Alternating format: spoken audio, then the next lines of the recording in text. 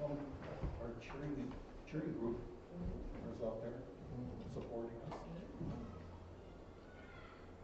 Yeah, a lot of kids play here in the afternoon. If it isn't one sport, it's another. Yes, it is. Yeah, we were all sharing one of the things we didn't do here. And that's what it was, inside playing. Everybody's party on. The whole town was on, I saw. Yeah. I'm sure Amy Bird's really good about posting. Oh, I know, She's yeah. wonderful. I was just curious what it was, because it was the whole town. You know who we can blame? Oh, well. Trump. Yeah. Finally. That's, yeah. That's the TDS, right? Yep.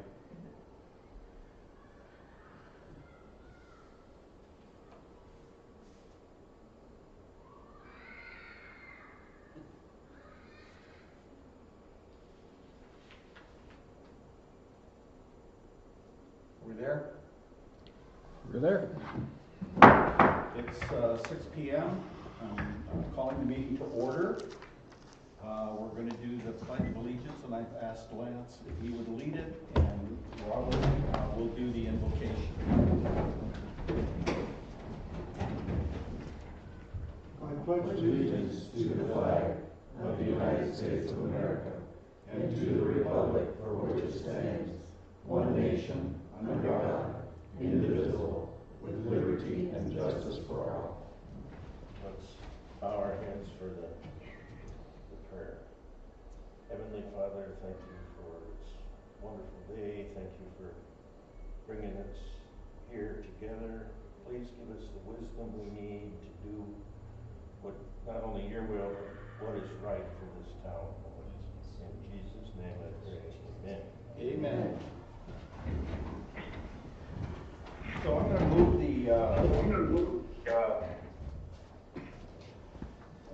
And you may have to mute James because we're getting feedback through your phone, but hopefully it won't be a lot. Okay.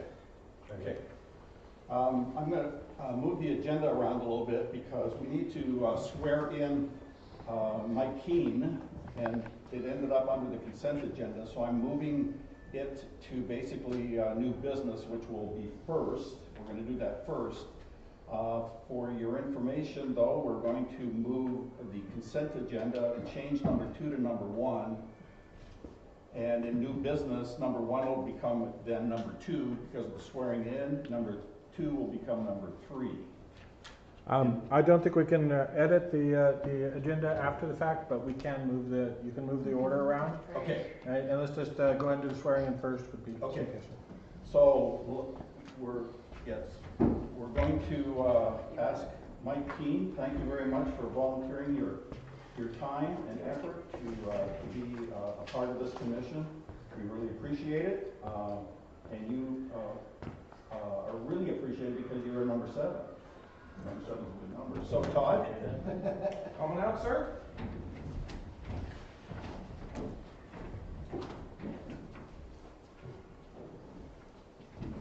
There you go.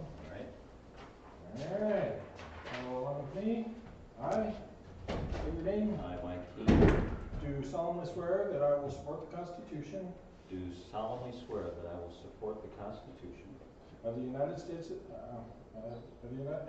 Constitution and the laws of the state of Arizona, and that I will, support the Constitution of the United States and the Constitution and the laws of the state of Arizona. Very nice long name. that I will support the Constitution of the United States and the Constitution and laws of the state of Arizona, That I will bear true faith and allegiance to same, that I will bear true faith and allegiance to the same, and defend them against all enemies, foreign and domestic, and defend them against all enemies, foreign and domestic, and that I will faithfully and impartially discharge the duties and that I will faithfully and impartially discharge discharge the duties of the office of Planning and Zoning Commissioner for the town of Superior, of the office of Planning and Zoning Commissioner for the town of Superior, according to the best of my ability, so help me God, or so I do affirm. according to the best of my ability. So help me God, or so I do affirm. All right, go ahead and come back, and Ruby will sign it. I apologize, I forgot the roll call. Where do I? Now I can wait for Mike to get here and. Now I will roll call. Twice. This is your phone, so I'm gonna sign that.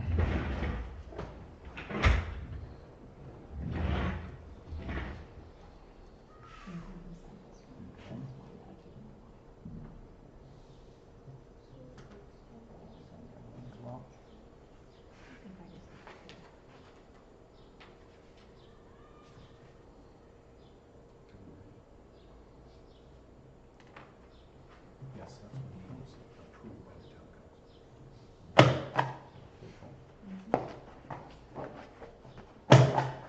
I'm not signing this other one. No, I'm not gonna- When we get to consent agenda, just as a point of order, since oath of office has been removed from the consent agenda, which is allowed under the rules, you only need a motion to approve the minutes. It is, okay. But, having screwed up already, we're gonna do the roll call. Co-chair Robert Bell. Aye. Commissioner Mary Ann Bell. Here.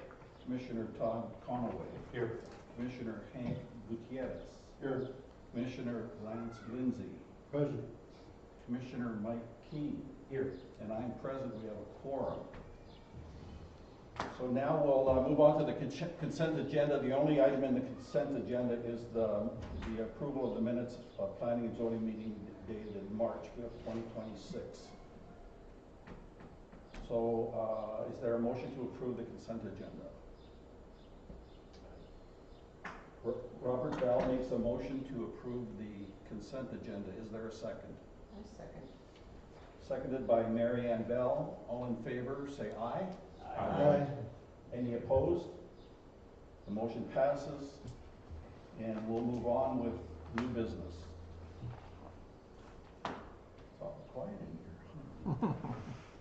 So, the first item on new business is public hearing, discuss and possible approval of resolution number 2026-02, a resolution of the Planning and Zoning Commission of the Town of Superior, Arizona, recommending that the Town Council amend ordinance number 17-140 by adopting amendments Article 11, Manufactured Home Overlay District, sections 11.1 through 11.5. Todd? All right, the intent of this section is to allow the construction of park models in the overlay district with certain design review standards. And we're getting many requests for park models. Affordable housing is a elusive thing these days. So it's one of the things we've asked the zoning commissioner to write us some code on the potential of adopting. Without getting too far in the weeds, it does require they have more items connecting it to the ground, a foundation or good skirting, and it needs to look material like the neighborhood. It can only be in the overlay district, which is the areas where manufactured homes are allowed in town. So I have James on the phone. He's the one who drafted this ordinance, so he's available if you have any questions. I have a question.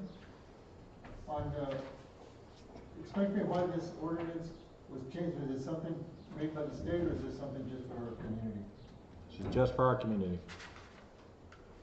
We've had 3 or 4 of these over the last year or two, and previous zoning commissioners have allowed them, not realizing a park model is not a traditional mobile home. So we've already got 3 or 4 of these in the community. So this is something like, as I said, many people want to, if you're looking at affordable housing, tiny homes are the thing nowadays. Park models, most tiny homes are park models. So If we want to allow tiny homes that aren't stick-built, we may have to consider doing something like this. And this, we've had so many requests, we brought it forward to see if the Planning and Zoning Commission and the council wanted to codify it. Other than the language on park models, what are we talking about? I mean, I'm not really sure of what we're saying. I didn't get a chance to read it, so. It's essentially adding park models to the existing manufactured home overlay. James, do you want to speak on the design requirements for these buildings? Yeah, I'd be happy to. Can everybody hear me okay? Yes. Yes. Okay, wonderful. So basically, park models will be required to have accessory structures that make them look more similar to a manufactured home. They're basically the size of an RV. 11 by 34 is the most common size. So they end up being under 400 square feet, and they're actually regulated under RV code.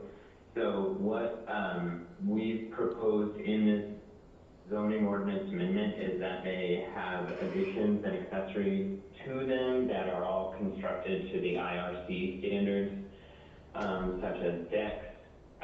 There would be handrails, landings required at the top and bottom of each stairway. They would also be required to have wood or block skirting, or a skirting that matches the park model's existing siding or exterior treatment. So it would basically make them look consistent with the manufactured homes that are in the manufactured home overlay district. So I have a question. This is Mary Ann Bell. Is there a specific Yes. year and model that the requirements have to meet? If I heard correctly, you're asking if there's a specific year and model. Yes. The code as proposed would require any park model that's placed to be less than 10 years old. Okay. And that's consistent with the manufactured home requirements as well. Okay. Perfect. Thank you. Of course.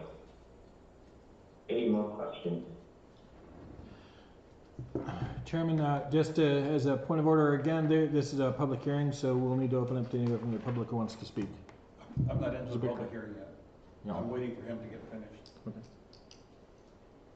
So are you finished now? Are you done? Yes, I'm finished as long as you have no more questions. You want to just hold on until we open it for discussion, for debate on the commission, and there may be questions for you to answer? Absolutely. Okay, so right now I'd like to... more than happy.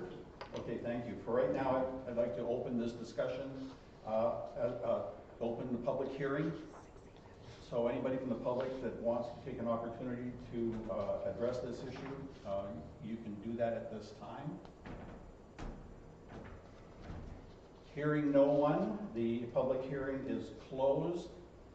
And so right now we would like to have a motion. Yes, are we still open for discussion or? We will have discussion after the second. Okay.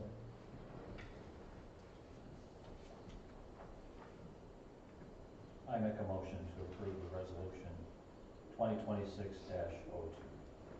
We have a motion to approve resolution number 2026-02, which is the amending the ordinance number 17-140 by adopting amendments in Article 9 or 11, Manufactured Home Overlays District, sections 11.1 through 11.5. Is there a second? We have a second by Robert Bell. And now I'd like to open it up for discussion among the commissioners. So if you have any questions or comments. I do have a question. We talked about the overlay between a park model and a regular, I guess a park model and manufactured homes. manufactured home on the current overlay what is the current length and width of that? Is it depending on the lot? Yes, so it would depend on the lot, but basically a manufactured home, typically, for a single wide between 13 and 16 feet wide, and it can go up to 76 feet long. That would fit on some lots, but in a lot of the older lots in town and where the manufactured home overlay district is, those wouldn't fit. A double wide would basically be double that width. The most common is 26 feet, 8 inches. And then you can go up to a triple wide or a quad wide, but I don't know of anywhere in town that would accommodate that. So basically, what we're saying that you can put a park model in a lot that could support a larger structure, unlike a manufactured home. You know, the park model is extremely smaller than the regular manufactured home. Yeah, that's correct. And the park models are typically tiny homes. They're 400 square feet or less. Tiny homes. Yeah. And most of the tiny homes they sell, they are park models essentially. They're RVs. They're under the ADOT standard as opposed to the ADOH standard or HUD standard or whatever. Like not an ADU then? Huh? Not an ADU. No. Okay. But they could theoretically be used as an accessory dwelling unit in the manufactured home overlay district. Okay. But right now there are a lot of most of the lots are down are R15. R15 means 5,000 square foot minimum, but there are many lots in town that are much smaller than that. So some go down to 2,500, 3,000. Allowing this sort of thing in the overlay district would make it more likely they could actually do something with it. There are also, the main factor that I'm hearing from people when they come apply is the cost factor. It is getting very expensive, even for a manufactured home, entry-level home, and is beyond the means of many working class families and young families. So the intent of considering the park model is to see if we can allow more affordable housing in the overlay district where it meets the nature of the neighborhood a little better, and by setting design standards so they fit in with the community better, we're making it look like it's part of the community. So that's the intent. That's how it was written. So it's up to the commission if you want to approve that. I think it'd be a stretch to think that that would be a family livable unit. That'd be, what you say, 400 square feet? Is that what you're saying, 400 square feet? Yeah, and a good. Yeah, 400 or less. So using that rationale for families, for affordable housing, that to me is more like a two-person, not more than two-person where they could live. It doesn't seem like that would be a structure suitable. And to be clear, our seniors need affordable housing too, and most of these are seniors coming to our community right now, and they're most of the ones looking for these applications. So I used to own a park model, so yeah, it's typically there's just a rectangle. You got the bedroom in the back, you come out, and then you got your kitchen area and a little living room area towards the front. But the reason I got it is my parents gave it to me because they used to have it up in Shelby. But they're nice looking. They're not aluminum and all this stuff. They're usually a wood siding or something that's like a part of wood. It looks like wood. When it's painted up, it looks like just many regular houses. They're nice. They're usually, the trim is one color, and you know, they're nice looking. They are small, so it would really be a two-person thing. You are correct on that. But for like when my parents were up in Shogo, they would spend the whole summers up there, and for them it was perfect because they didn't need a large space. So yeah, for a family of 2 or 3 kids or something, yeah, you'd have a problem. But then you could go to a larger you know, if the lot can handle it, then you get a regular sized mobile home, single wide, double wide. I guess my concern is, you know, this has come up many times on different flavors. And I think this is the first time we're addressing it as a park model. And I understand that, you know, there may be a lot more requests for that kind of size. I'm not really enamored to that, mainly because, you know, as we all know, our local major employer here, Resolution Copper, they passed their land exchange, and there's gonna be a high influx of people coming. And it's not families, it's gonna be where they just wanna stick a model on a small pad. They're not gonna live here all the time. Yeah, there may be some seniors, but I think overall, I think the influx of people that are gonna come to our community, it's just gonna be a place to sleep.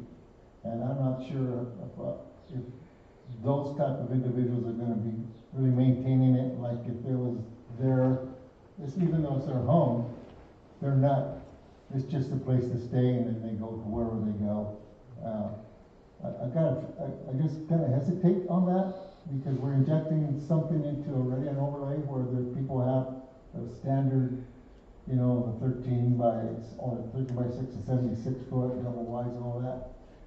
I think it's gonna take away a little bit. I think we run the risk of looking pretty. I kind of think about this place up here on the corner of Porphyry and Canal.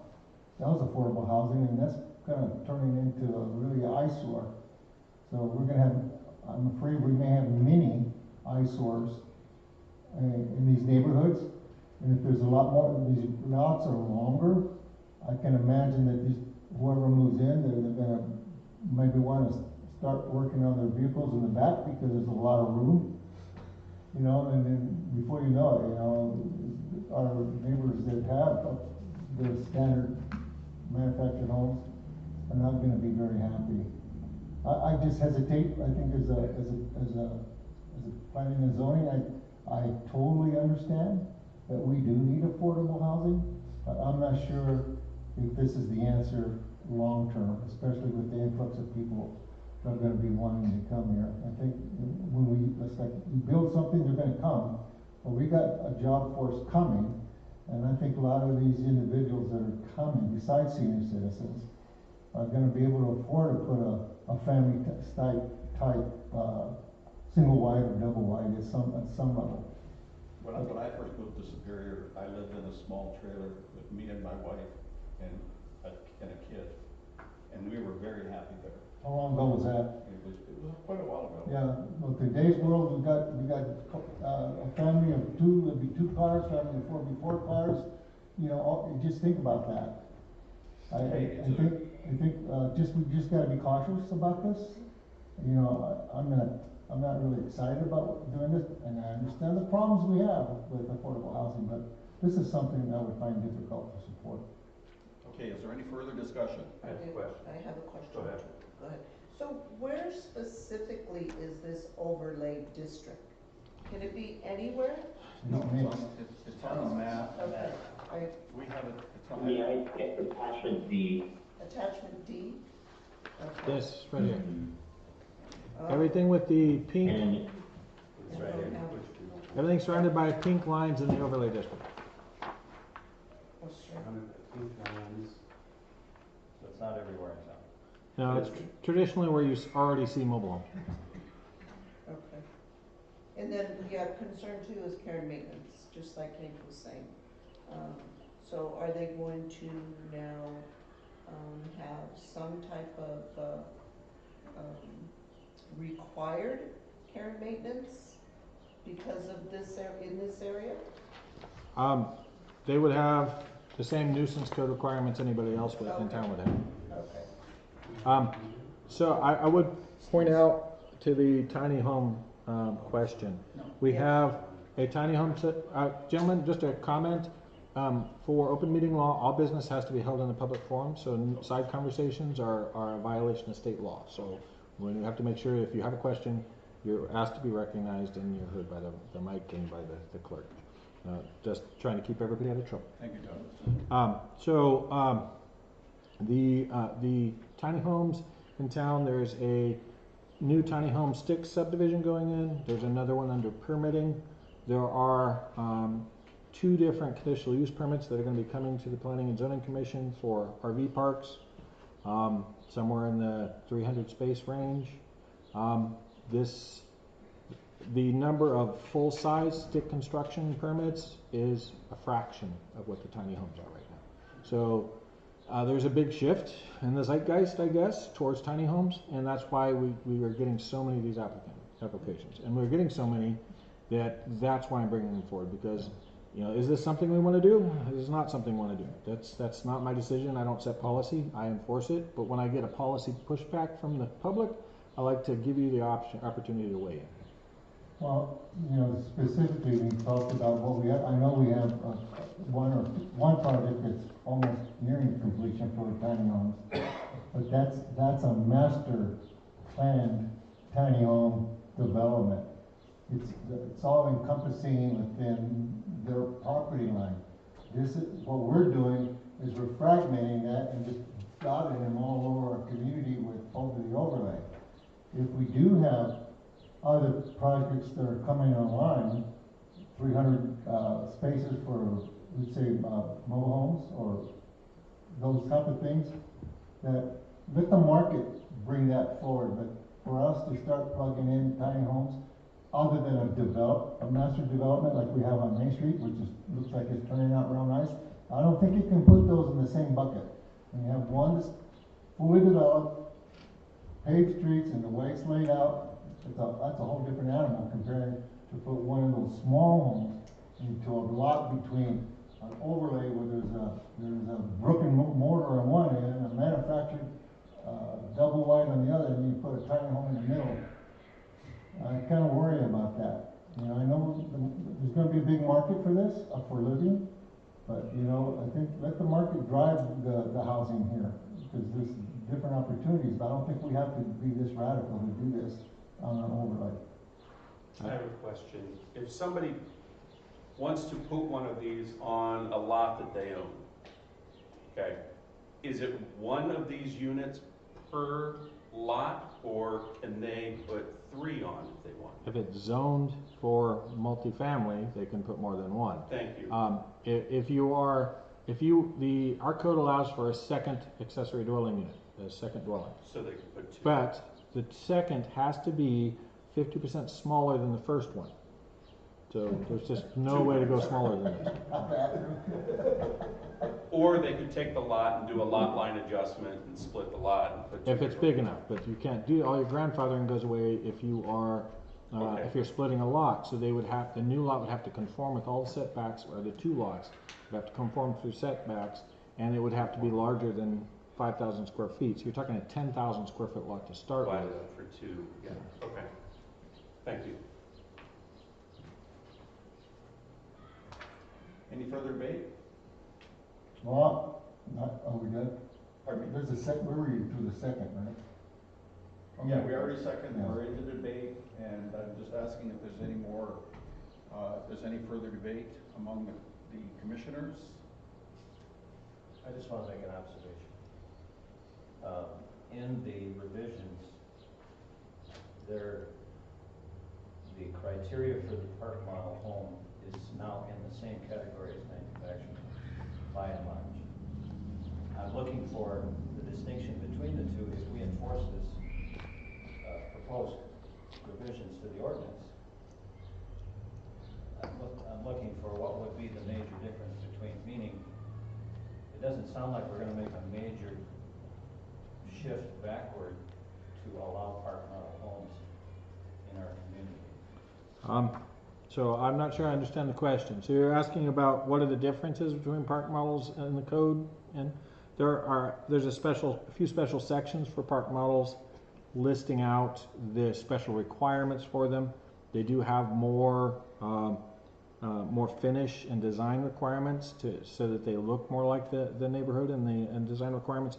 But other than that, they're generally in the manufactured home overlay with very few differences. So basically it's a size difference. Yeah. That's it. I tend to lean with Hank on it, just, I'm throwing this out there because the planned unit developments that we have on Main Street, those are for these, and it's coming along great, and I think if we have in the future, we're gonna have some RV parks. We're gonna have a 300 unit RV down 60, probably, I think that's where it is. I don't think we need tiny homes thrown throughout the town, at this juncture. I think in real estate, I'm seeing a lot more people move out from the valley into the smaller communities because they want to get away from the rat race. And I think our property values are enticing enough where people are moving in. I agree with Hank on it. I think it's just too soon right now. Yeah, I think that's a good segue because even me, I have subcontractors that come that want to live here and they're looking for housing. And there's one that's in the process of buying one that needs it's a home. I think it's a manufactured home that's been kind of fixed up. And I wouldn't buy it, but he sees value there because he wants to be in our community. And he's gonna invest money to upgrade that particular lot or that home that's on there now. So what we wanna do is force those individuals that wanna come here and live here, they're gonna have the resources to do that. That's what's coming to our community. And I think you said something very clever, is that let's not jump the gun too quickly because we don't know how, with the market, people, when you look at the market in the valley, and you're traveling back and forth, housing is more expensive, the investment to put a totally manufactured home is still more viable than buying a home down in the valley. So I think we're gonna have to kind of push the market one way. You know, at the end of the day, you know, even no matter what we do, it still has to go to council for acceptance. So we could be unanimous, but the council could override us. So from a positioning point of view, or from a political view, from people, from the voters or whoever's out there, because why did you vote on this? I'd rather not take that responsibility because I see issues with this. But that's just my opinion. And I just have one other, again, observation. So we haven't even seen what they're gonna look like on Main Street yet. Is there any way that we could put this on hold until we see how that really lays out? They're unrelated. Okay. Those are stick homes, and they're Okay. actually blocked. So, Okay, it's not going to look anything like a park model. got it. If you'd like to see what park models look like, there are 2 or 3 in town already. They were approved incorrectly. They're in the wrong place, but you can see what they look like. That's an option. If you wanted to cancel the motion and table the discussion so you could take time to look at it, that's absolutely acceptable as well. You can choose not to move this forward, or you can choose to adopt it tonight. That's up to you. And I think that's the thing with our manager is saying that if there's 2 or 3 or 4 out there already, it's gonna say, well, how come they can do it and I can't do it? That's gonna happen already, so we should just stop it now. And I would ask our chair to withdraw the motion. That's not how it works. No, okay. Or withdraw the second. No, somebody can withdraw the second. That's not how it works, Hank. I'm not, okay. If you ask me, I'll tell you how it works. Okay, I'm not gonna ask you, go ahead. I'm good. Okay. I'm good. I think that, one of the things that we're in danger of doing here is limiting the, options for people who, are low on resources. I mean, there are people that are wanting to come into town because this is a beautiful place. I think I personally don't see anything wrong with a park model. If it's done according to the standards that we have established for it already in our code, and they're taken care of, what's wrong with having a 400-foot square home for a senior couple, a brand new couple it's barely making it, looking for opportunities? They can't do it down in the valley because their expenses are so high. So Todd, a question. How many of the local in the Copper Corridor, do you know how many towns have included park We would be the first. It is Okay. common up in the mountains. Perhaps James could address that. He did the research. Yes, I'd be happy to address that. So it is more common up in northern Arizona. However, in Pinal County, I believe you would be the first community doing this down there. In Yavapai County, where I am most familiar with, it is also located in the manufactured home district. There are generally the same sort of requirements in most communities. I know Apache Junction also has a similar ordinance, and I'm not sure if they're in Pinal County or not. However, you would be one of few communities in that area doing this. Well, based on that, I don't think we should be the tip of the spear on this one, because we're small. Any decision we make here impacts, because we're so small, it's a big impact to our community. You can't tuck it away. It's there in your face. And people do want to come here. They like what they see, the way it is. But you start sprinkling this stuff around, that may change the mindset. We're trying to make it more attractive, not less attractive. So I'm not saying that these particular builds or this park model, you talk about affordable housing. We got affordable housing over there in the corner of Pinal and Porphyry. It's a mess. I mean, it's just, I was astounded. I thought just regular, whatever it was gonna be, but it looks like a dump out there, and that's affordable housing. And I don't know why the town allows that, but I can see a lot of those mini things that I see there in these affordable mini homes spread out between a brick house, and because in those mixed zones, you have both. And I'm thinking that these people may not be happy. I think, Hank, my opinion is you're making a judgment across the board. You could have a nice little couple here with move in and do a wonderful job of putting a 400 square foot park model in their yard and making it the most beautiful place in town. I totally agree with you of that possibility. But you also have the other possibility that, Well, and there's no HOA Yeah. that's standing behind what happens when they put it in. Yep. So There's if I- nobody governing how they have to We maintain their have no property. HOAs in town.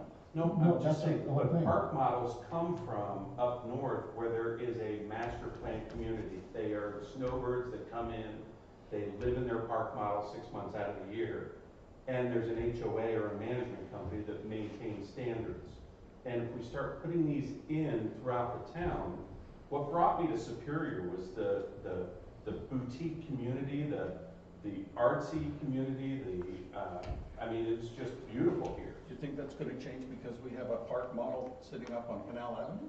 No, I think it'll change if we have 500 park models scheduled throughout the town. That would make a difference, but we don't have that many lots, to be clear. But No, I understand. so I would like to make one comment, just as a counterbalance and for something for you to consider. So we're talking a lot about these well-to-do people that are going to be coming from out of town. I can't hear you, Tom. We're talking a lot about well-to-do people coming from out of town, investors, miners who have a lot of money. What we aren't talking about is our current residents who do not have the money for the gentrification impacts and the ability to buy a house near mom and move in. We're getting a lot of returners. We're getting a lot of people in town who their mom died and they've got a vacant lot. They'd like to put something on it and they can't afford it. So they look around. They bring us box houses from China. They bring us, park models that we can't allow. They bring us a bunch of options, container buildings, not afford to put anything on it. And these are Superior residents, generational residents that we're pricing out of our community. And I'm not saying that this is the fix for all of that, but it's an option. Well, Are you able to share how many applicants you're getting on a, They're generally not applicants. These are people who call me and say, can I do this? okay, And it doesn't generate an application because I tell them, no, you cannot do this. okay. Question. Is there been any research on the potential tax revenue this would create per home? The tax revenue compared to a vacant lot, you have a structure on there, it's based on the value of the building, it's 1 penny for every, or $1 for every $100 of assessed valuation. So you have a $40,000 tiny home, we get a percentage of that value. If they put a McMansion on there, yes, we get more property tax. But the whole point is these people can't afford a McMansion, so we're never going to get that. So really what we have is just a bunch of vacant infill lots that are very small, and they can't do much with. Understand.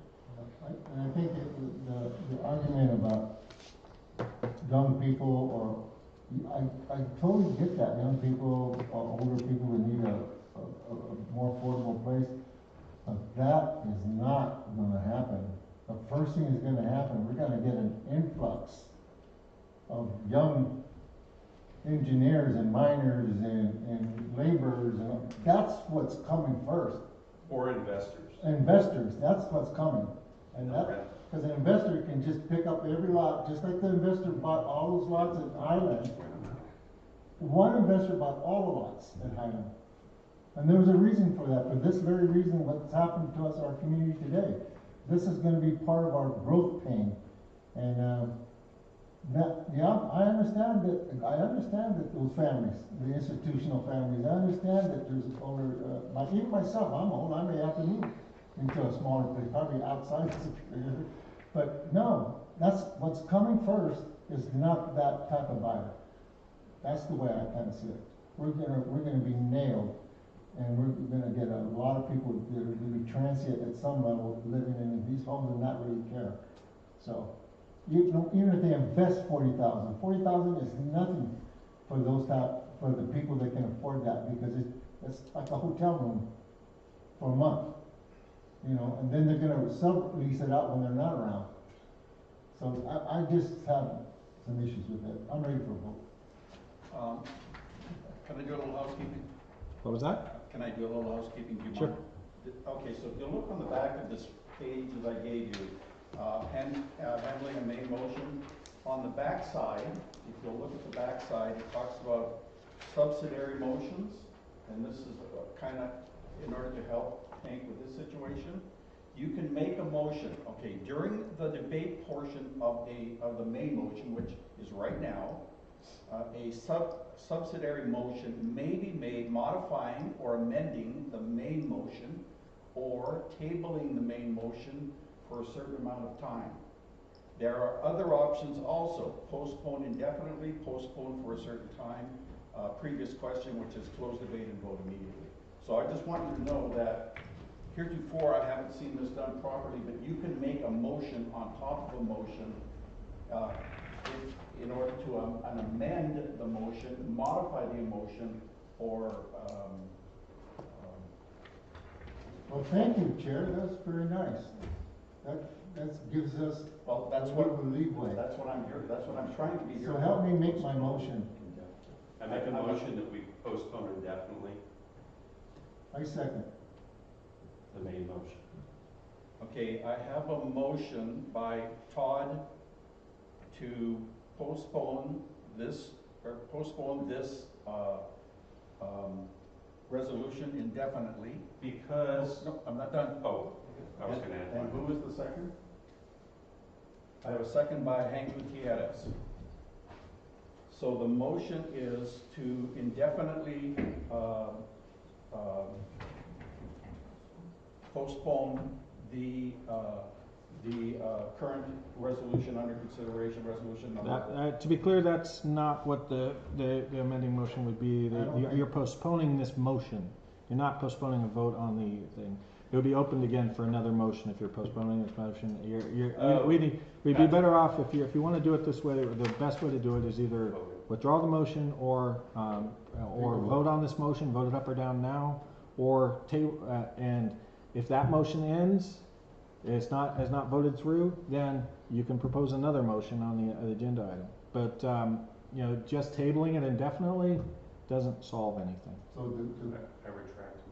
so the thing here, the proper way would be either the original motion be withdrawn, Yeah.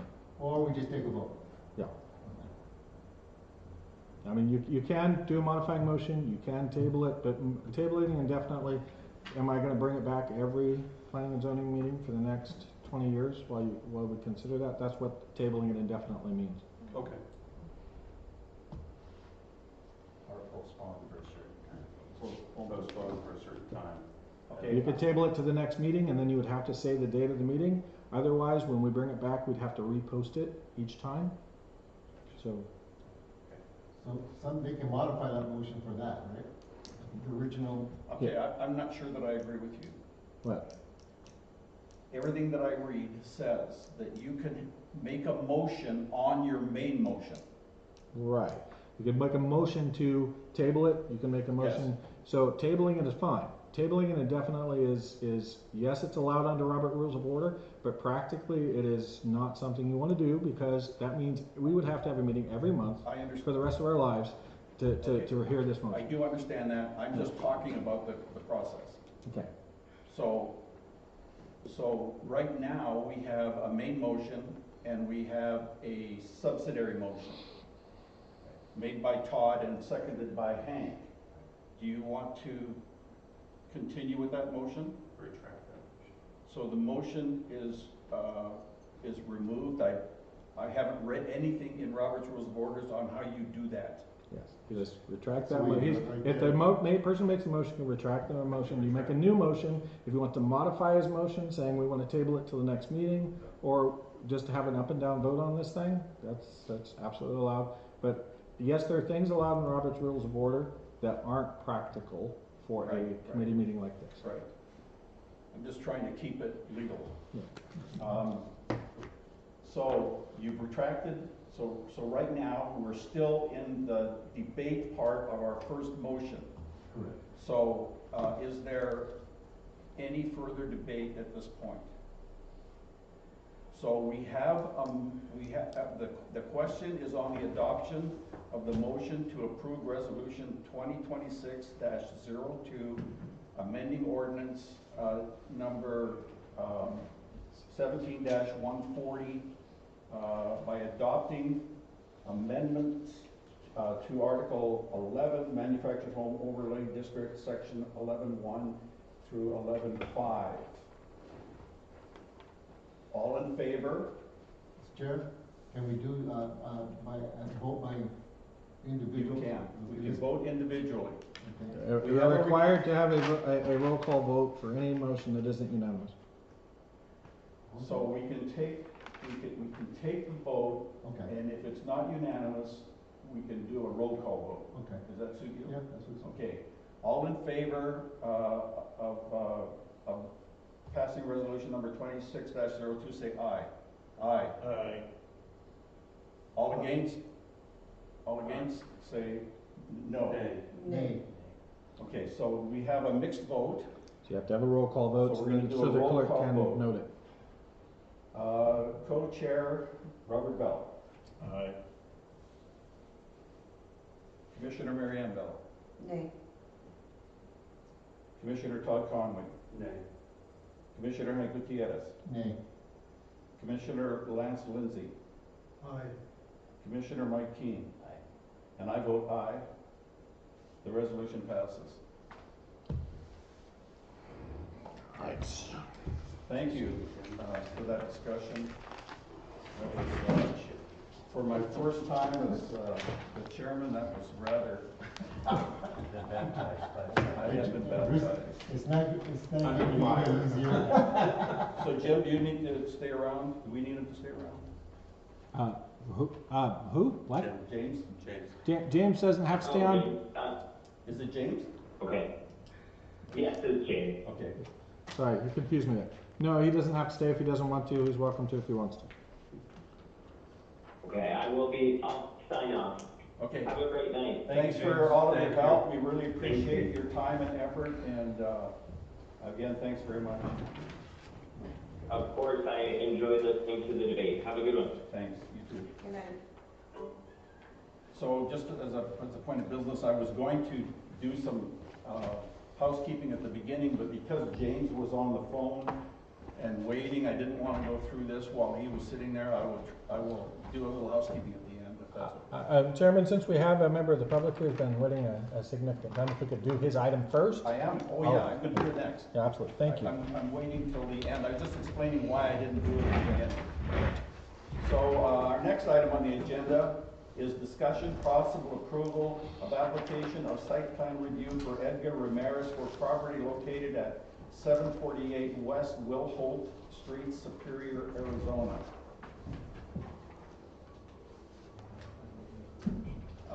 I will entertain a motion at this time. As you know, the procedure I'm using is that we get a motion, we get a second, we have a discussion. That's the way that Robert's Rules of Order generally does business. So first of all, though, I'd like to ask Todd. Todd, do you have anything that you would like to say regarding this? Okay, the manufactured home requirements allow a RV or mobile home to go in up to 10 years of age.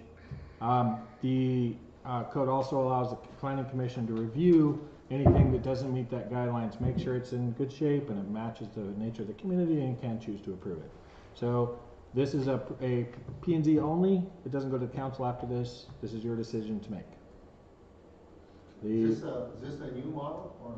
This is been brought up to current standards. We have the applicant here. It's there are lots of pictures in here. I don't know if has everyone seen the pictures of this unit? No, I have not. It was part of the attachment, but I will bring these up and allow you to pass them around. What page is it on? Is that the very end?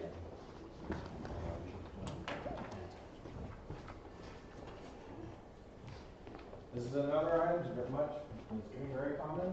There are companies that are buying units and fixing them up and then installing them in town. So this is a remanufactured mobile home, so to speak? Yeah. But it's within 10 years old. No. No, it's not within 10 years old. Oh. So that's why it requires P&Z approval. If it was less than 10 years old, we could approve it administratively, it would never come here. It doesn't say. What year is it? It's a 2013, It's a 2013? yes, Oh, okay. and it's been, I remodeled the whole thing. Nice. Yeah, I looked at it. It looks like it had a really nice. Yeah, the inside's like new, basically. As I said before, it's better than my house. So maybe you can come to my house and fix it.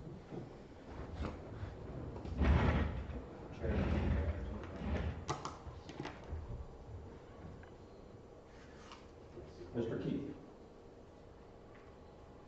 You want to make a motion? Yes, I motion that we approve the site survey. It's the site plan review. It conforms to that. That's just informational. What the P&Z Commission needs to approve tonight is the design review. Yeah, I make a motion that we approve the design review for Edgar Ramirez for the property located at 748 West Wilhoit Street. Okay, we have a motion by Mr. Keene to approve the design review of the property owned by Edgar Ramirez located at 748 West Wilhoit, Superior, Arizona. Is there a second?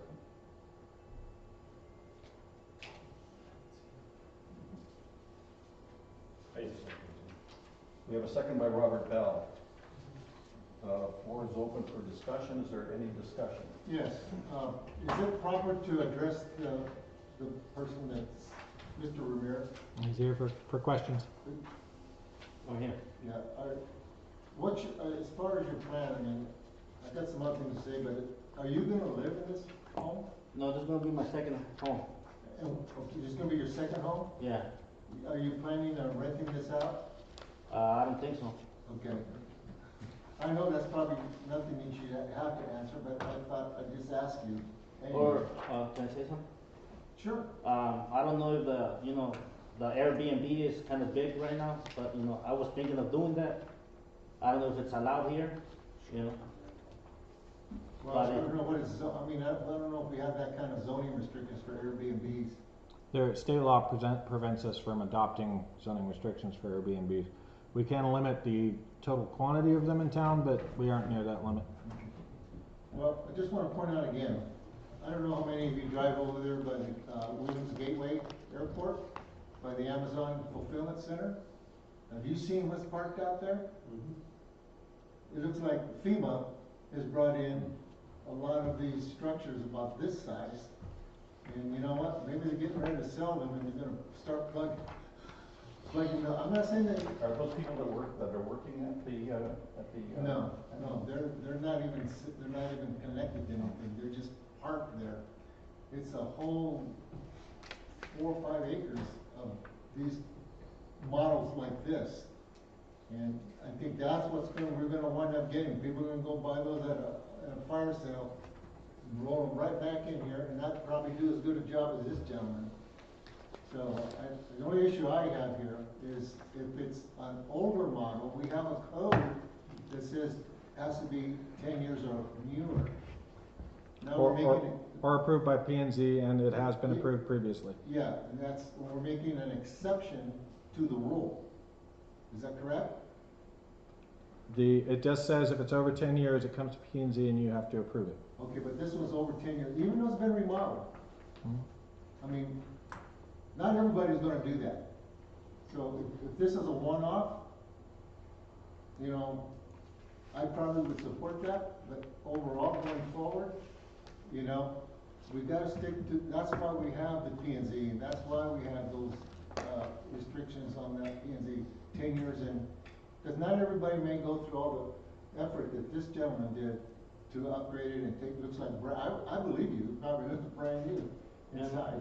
All remodeled. From Yeah, the, remodel. everything, Yeah, from the whole plumbing remodel. to, See, but everything. my point is, you did it, but then maybe other exceptions that are gonna come up. Why did you have yours that was accepted?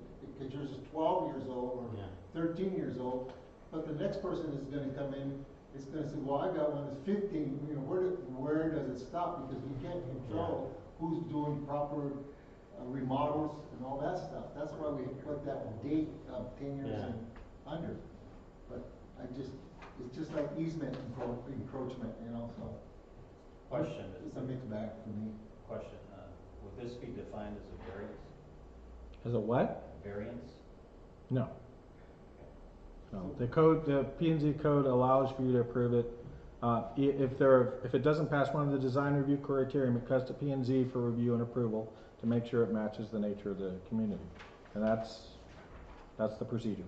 So it goes through here, it goes to design review based on this? No, you are the design review. If it met all the criteria, I could approve it myself. It's a administrative approval. Yeah. If it doesn't meet one of those criteria, it comes to P&Z, so you can review it and make sure that it materially meets the nature of the community, and then you can approve it. I just want to caution everybody that I've been through this already. I want to give you some history here. It was probably 3 or 4 months ago when we were talking about those, the current subdivision manufactured homes on Main Street. It's going to turn out really nice with the curves and all that stuff. Well, the other development is further west between there and the old Hardy School. And when we voted it was like a design review. And the next thing we turn around, it's like they had already jumped the gun. To be clear, they haven't had a design review yet. They have had, what you approved previously was a zoning change. And then a conditional use permit. Yeah, it's like putting the chicken before sometimes they say, well, I'm already in the process, you know, and it kind of puts pressure on us because if somebody invested money to do stuff, and then are we gonna be the bad guys because they're not meeting it? Let's say, hey, well, I already got $100,000 invested. You know, we just gotta be cautious. I'd like to say that I think the number 10 years is an arbitrary number. What really matters is the condition of the unit that's being placed on the property. I have a 2013 Toyota, and I will put that car up against most other people's vehicles because I've taken care of it and it looks good. I've seen 2023 and 2024 vehicles that I wouldn't give you a plug nickel for because they've been ridden, hard and put away wet. So I'm more concerned that as far as this unit is concerned, I'm more concerned that it's in good, viable, workable condition. I'm probably more concerned how it's gonna look after you get it in there. Are you gonna clean the property? But I'm not gonna ask you that question because it's not my business. Yeah, like, see, my plan is I'm gonna put a new fence, you know, remove everything that's old, everything will be new at one point. So- Not at, like, right away, but in course, you know, of Yeah. time. And That's my plan. I understand that there are concerns that people are gonna come in, and I worry more about box 8 than I do about, Mr. Ramirez's, putting a refurbished, mobile home on his property, so I think if it's in good shape, which it looks like it's in good shape, it looks like you've taken care of it well, I think that there's a place for that, so that's my. I have a question. I do too, but I'll wait for yours. Is it going to be ground set or skirted? It's gonna have a skirting, it's gonna be raised, Okay. yeah. And that was gonna be my question. So, do the IRC standards apply to this one? It does, well, the manufactured home overlay has specific requirements for the construction. They'll have to get a civil permit for that after, that's not Okay. addressed here. Yeah, okay. The planning and zoning commissioner or the civil engineer we have, will work with him on that to make sure that his foundation meets code and everything else. Tie downs and everything. Yeah, so that's the next Yeah, step. it's gonna This have, is just design review. Okay. Okay, so that was my other question. At what point does all that happen? The decks, the handrails, the wood, the skirting, all of that? Yeah. So, It still that's needs to, next it phase. still has to have a civil permit before it can be installed. Okay, It also has to have a permit from, as far as I can tell, the state for manufactured homes. got it. Mr. Ramirez, how many square feet you have here? the property, No. The house? The house, 624, I believe. okay. Well, I'm looking at the photos and I gotta hand it to you, you really did a good job. You must be a carpenter or something. No, I work in a mobile home park. So you got a deal on it? You should have. Well, I bought it through like a private sale, because I knew the guy, yeah, but it wasn't how it looks there, it was like, got it completely, like, so, you know. and I feel like you've actually you're touching on something here that goes back to the market. You are going to be the example of what can be done at this level, of what you did. No, yeah, you know. You are going to be the example. You're gonna put this in, because I like what you've done. Yeah, it's gonna, you know, like, I'm not sure where west and north and all that, but the house, then the awning with, you know, your Yeah. concrete, pad for the driveway or, Whatever you do there, Yeah. whatever you do, you know, what I'm saying to you is that you're still going to be the example of what can be done with these type of, models that are older than 10 years. yeah. If somebody comes in and they show me pictures and they ain't gonna, the sheeting's coming out, says, oh no, go see Mr. Ramirez. Yeah, you know, That's what we want, you know? I'm probably gonna, So, you understand what I'm saying to you? Yeah. And I said the same thing to that developer that is still going through the review. Cause I told him, you set the example for the whole, cause you're on Main Street. yeah. And that's what I'm saying to you. Will you take it to heart? I'm sure you will, cause I see what you did here. You're gonna be the example. Okay, is there any further debate? Mr. Chairman, I'd like to call for the vote. Okay. Since there's no further debate,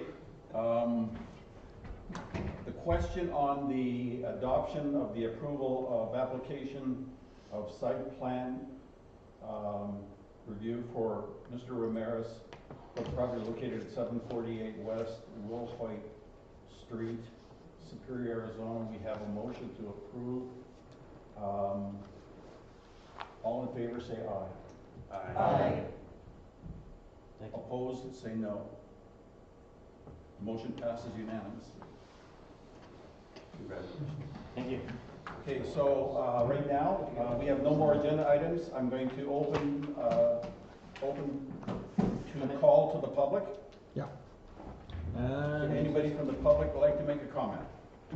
Can I say something on the, I didn't put on the house, under the awning, can I put a shed? Because that's how I had it in the other property. You'll have to speak to the zoning administrator about that. Okay. So that's not what they did. I'm not the zoning administrator, James is. So please do come to my office. I'll set you up with all the proper forms and the proper people to get you started, okay? Okay. Thank you. Sounds good, thank you. Any more public want to make a comment? Vicki? Okay, I'm going to close the call to the public, and right now I'd like to just do a quick administrative house cleaning. I talked to Todd, and so I printed out for each one of you Article 2-4 of the town code, which is for, this section is actually for the town council. But because we are actually appointed by the town council, we are also subject to the rules, the same rules as the town council. So rather than have you look it up, I printed this out for you. There are some interesting things in here that you should read. I'm not going to go over any of it right now. I just want you to look at this, and especially I want you to know what your options are as a commissioner. So you can read that and basically substitute Planning and Zoning Commission for Town Council. Secondly, I printed out handling a main motion, and I'm giving this to you. I wanted to have time to go through it, but I think we've had enough discussion tonight. So I'd like you to take this home. It is an example of handling a motion, how I would like to do it. I don't mind fudging a little bit. It gets a little odd when everybody wants to talk at the same time. That's one of the reasons that usually the chairperson controls who gets to speak. I'd like to see a little bit more of that. The main reason I'm doing this, I have three main reasons. One, for continuity, so that if I'm not here and Robert's not here, somebody else can step in, and there'll be continuity on what has been done in the past. I'm still learning too to do it the right way. Secondly, Ruby, she's already expressed to me difficulty with when somebody, because I've seen a motion made, seconded, passed in 15 seconds, and she doesn't stand a chance. She can't do the minutes like that, so she probably has to listen to a recording. So on her behalf, I'd like to slow the process down just a little bit and try to do it correctly, okay? And the third item is poor Robert here, who, if I'm not here, he's gonna have to sit here and do this on my behalf, and I just want him to have something that he can work with to help him if he needs it. Of course, Todd's gonna be here, and Todd will keep him straight. But additionally, any one of you could end up doing this, right? I mean, if there's a quorum and Robert and I are not here, and there's a quorum, somebody's gonna have to run it. And I don't think Todd wants to. So this is just a little help for you to be able to make this flow a little bit more smoothly and a little bit more legally, and to help. I appreciate Todd's input tonight. I messed up a couple of things, and he was quick to point that out. Thank you, Todd. I appreciate it very much. Okay, I'm going to add to the agenda next week or next month a summary of current events, and give you all each an opportunity to state or not state any current events that you would like to put before the public and or just the council and staff. So that's going to be added next week. So right now, I'd like a motion to adjourn. Question. It's not an agenda item, so there's no debate. Go ahead, Andy. No. You have the floor. No. No, go ahead, go for it. Let's talk about it afterwards. Okay. I make a motion to adjourn this meeting. There's a motion to adjourn the meeting by Robert Bell. Second. We have a second by Lance Lindsay, who can't wait to get out of here. All in favor? Aye. Against? Say no. The motion passes. The meeting is adjourned at